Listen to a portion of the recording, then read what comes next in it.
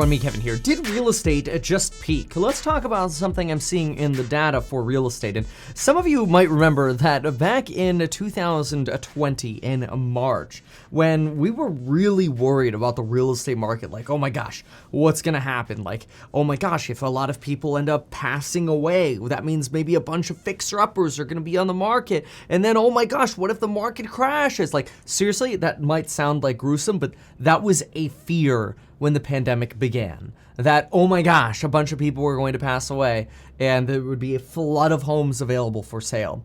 Instead, we kind of had the opposite. Everybody kind of bunkered down and we ended up with way less inventory on the market and skyrocketing prices at the same time as having lower interest rates, which just led prices to skyrocket even more. So now what's interesting is last March and April, because we were watching exactly what was happening in the real estate market on a week by week basis, to the point where I would reach out to some of those of you in my real estate agent course, trying to get MLS data from different states, multiple different states last spring. And we're putting together this data going, wait a minute, we're not actually seeing more inventory. We're seeing houses sell faster and for more money, which was really cool that we identified this really, really early. And this is what I always talk about this on this channel is you gotta identify inflection points or changes in the direction of the market, right? Last spring, when we identified, wait a minute, things are getting better in real estate, not worse. This sounds crazy, but I bought 10 properties between March, well, more like May when my first closings happened. So between May and September, August, September, when my last closings happened, I bought 10 properties in Southern California. And between September of last year and May, June of this year, real estate prices have just gone, it's been parabolic. It's been absolutely nuts. It's gotten unaffordable for folks to buy. And so identifying inflection points in a marketplace is really, really, really important. And I'm going to talk about a new inflection point that I'm seeing now. Now, I do always want to remind you that, in my opinion, I'm a big fan of always buying real estate below market value. Now, that gets a little bit confusing because it's like, wait a minute, what does below market value mean in reference to what we've got going on in the market? So we'll take out... Never mind, we won't take out the whiteboard because I gave all my markers to my children and I don't have those markers right now. So instead, we'll go on over to the electronic whiteboard, okay? We'll go on over to this. Okay? So remember what you want, and this becomes very important for understanding the inflection point coming up. What you always want to do when you're buying real estate is you want to find that the market, which goes in cycles, if this is the real estate market, you generally want to figure out, how can I buy real estate here? So it really doesn't matter where you buy. It just matters that you are getting into owning real estate, but you're doing so buying somewhere around 15 to 30, 40% under market, somewhere in that range. It doesn't have to be insanely under market value, but something under market value gives you buffer. That way, if you needed to turn around and sell quickly, you have more equity. If the market falls, you're less likely to be super duper upside down. You buy under market value, you put less money down. Sometimes it's as if you put 20% down when you really only put 5% down because you're buying something under market value. And I know a lot of folks might say, oh, but Kevin, that's so hard to find today. It's out there. I'm actually just now finishing the renovation on yet another property that I bought for $575,000 in a neighborhood that's now worth about $710,000, and we're putting about $40,000 worth of work into it, doing our usual rental grade formula, which our rental grade, which we talk about in the real estate investing course and the property management and rental renovations course, is really, really good. We've got a very high standard for our tenants and our properties. And this is why we've never had an eviction, which is something we also talk a lot about in the programs, which you can get 40% off on, linked down below with that coupon code. Okay, so this is always the plan. The plan is always buying properties below market value. We know that. And we know we get properties under market value. And generally, when the bones are good, your plumbing, your roof, your windows, your foundations, when these structural, expensive components are good, but the property's covered up with old stinky carpet, mold, lead-based paint, acoustic ceilings, old kitchens, old bathrooms, things that don't look pretty. What you want is the ugliest cosmetics and the best bones. We know this. So your goal is always buying below market value. Now, generally, this is where I leave the discussion when we talk about buying. But nuance also matters when we get into market analysis. Because ideally, even though you might be buying at the top of the market, it's nice to buy under market value. If at all possible, don't buy at the top of the market, right? You want to identify possible inflection points in what's going on in the market. And that brings us to what we have to potentially show today. And so I'm going to go ahead and pull this up. This is the Redfin data center, which you can use as well. And as somebody who's regularly looking for inflection points in the real estate market, this is something that does concern me, especially since Lauren, my wife, and we're right now in the process of considering buying another property. I told Lauren if Tesla went to 750 in April, we'd be able to go house shopping. It went to 750 for like 2 days and then fell right back to 666. I should have set a rule that was like, it has to stay there. I didn't do that. But anyway, we're also going to be smart with iMoney because Lauren understands the market cycle, the real estate cycle as well. And I'm always looking for inflection points. And I'm identifying an inflection point that does sometimes happen around this time of the year, but it's happening a little bit more sharply at this point. And so take a look at this. This is the Redfin data center. And this sort of gives you weekly data as to what's going on. You could change the duration to 1 week, 4 weeks, whatever. What you're really looking for is the orange line here. The orange line is your line for 2021. And that is right here where my mouse is. In case it's harder to see, it's this line where my mouse is right here.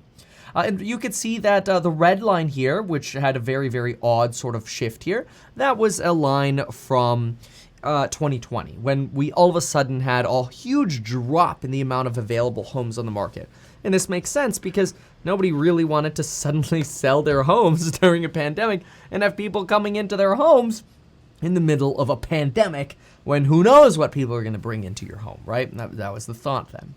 So now I want to show you where I'm identifying a little bit of an issue because this is normal. This is to be expected. Everything's operating well here. We're having a similar amount of new listings on the market as we have had in 2019 and 2018, which is worth mentioning because a lot of folks are saying, oh my gosh, I can't find any properties. Well, we're having a similar amount of properties hit the market.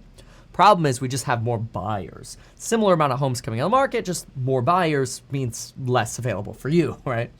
All right, let's go over to pending sales. Pending sales is when properties go into escrow.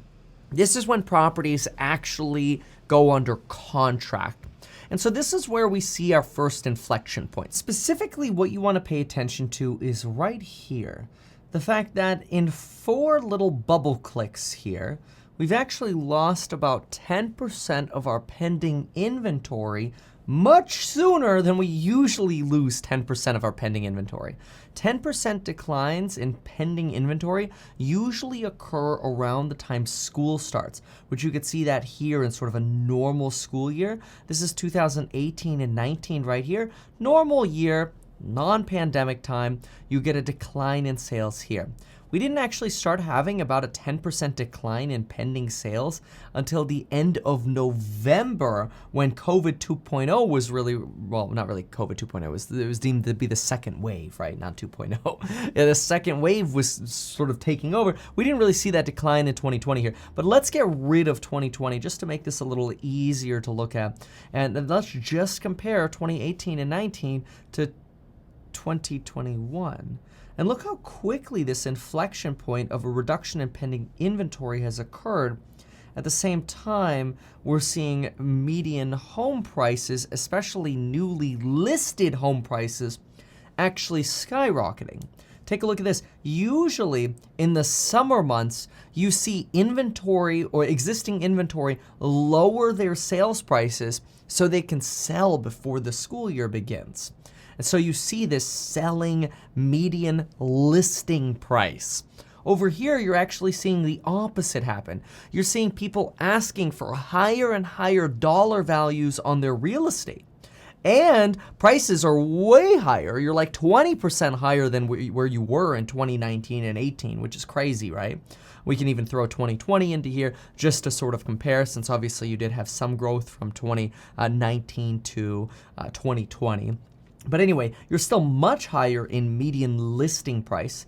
But what's very odd is that rather than seeing a decline in prices in the summer as folks are trying to clear out their inventory, what do you have? You actually have prices that people are asking for going up. At the same time, you have the same number of new listings hitting the market, but buyers finally are saying enough is enough. Folks, this is something to pay attention to. As soon as buyers start saying, that's it, I'm out, which is what we're seeing here, you start getting a stagnating of inventory and a building up of inventory sitting on the market. Now, it's going to take probably another 60 days to really see, is this trend going to flatline or is it going to continue? If pending sales, in my opinion, plummet below the 2018-2019 line because all of a sudden we inflect downwards and we get to lower pending sales, that means we're going to get fewer homes sold in the second half of this year than we have had in prior second halves of prior years, especially since the usual trend is to go down. If this trend continues to go down, then all of a sudden we potentially see those prices finally stop going up, which is an opportunity. However, it could also lead to a little nervousness in the market. Now, going back to our market value chart here, which we know real estate goes in cycles. Personally, seeing this kind of inflection point, I'm not super excited about looking for wedge deals right now. Just not excited. I've got projects, I've got things I can renovate, but I don't really care. I'm not jumping up and down trying to look for wedge deals. And now that and again, I've got plenty of renovations going on, so I've got enough going on. But this year particularly, not very excited about seeing in the real estate market that potentially we are seeing a slowdown in pending sales because asking prices have gotten ridiculous. Buyers are saying enough is enough. This means that potentially we either see listings back up and all of a sudden we get a new sort of splurge of inventory. In other words, like less homes are selling, so more homes sit on the market. And as more homes sit on the market, prices start coming down, so that way people start actually selling these listings. And potentially we start getting a little bit of a down correction of real estate to where, hey, prices can go back to reasonable levels. We get back to an equilibrium where there are enough listings to meet buyer demand. Buyers who have left the market come back in when prices are a little bit lower. Hey, maybe there'll be an opportunity towards the end of this year or end of next year. Now, keep in mind, the interesting thing for timing as a buyer is if the real estate market starts trending down and you want to try to time the market, obviously the ideal is to time the market where prices have come down a bit, but interest rates don't go up yet. Ideally, interest rates don't go up until the end of 2022 or beginning of 2023 at the Federal Reserve, which tend to have the consequence of leading real estate interest rates to go up as well.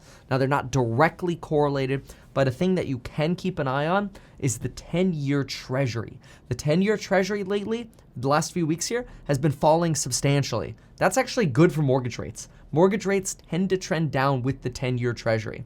So if prices start softening and the 10-year continues to trend down, hey, you know what? Maybe buyers will finally have a little bit more buying power, a little bit more leverage power, and at the same time, you could take advantage of potentially a less competitive market. Now, I know that's really hard to imagine right now because the market is so competitive. And for anybody wanting to compete right now, I'd say based on these inflection points that we're seeing right now, maybe take a little bit of stress off and have a little bit of patience. Now, very, very important. If you do find a really good deal and it's a wedge deal and it's under market value and you've got a good opportunity, do whatever you can to get that deal. Shorten contingencies in a safe way. Shorten your loan contingencies in a safe way. There are ways to structure the removal of contingencies in ways that you're still protected. There are a lot of things that you can do to strengthen your opportunity to be the best buyer possible.